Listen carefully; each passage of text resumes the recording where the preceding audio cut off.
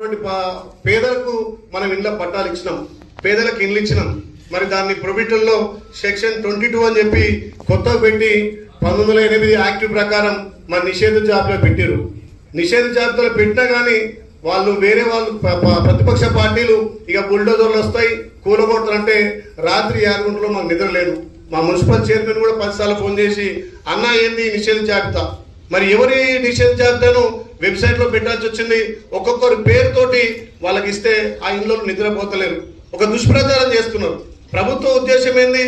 ఎవరు అమ్ముకోవద్దు, కొనొద్దు, మీ ప్రాపర్టీ మీకు ఉండాలి, అది అక్రమంగా పోవద్దనే ఉద్దేశంతో చేస్తుంటే దీన్ని దుష్ప్రచారం చేస్తున్నారు.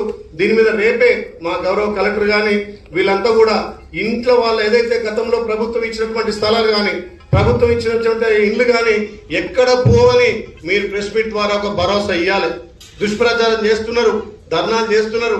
ఎక్కడ కూడా ఈ ప్రభుత్వం పేదలకు ఇస్తుంటే దాన్ని వ్యతిరేకంగా చెప్తున్నారు. కాబట్టి దయచేసి అధికారులు అక్కడ ప్రభుత్వ స్థలాలు ఉన్న వాళ్ళకు కానీ ఇండ్లున్న వాళ్ళకు భరోసా కల్పించి ప్రభుత్వం పేదల పక్షాన ఉంది కాబట్టి పేదలకు ఇంకా అభివృద్ధి చేసే లక్ష్యంగా ఈ ప్రభుత్వం ముందుకు పోతుంది.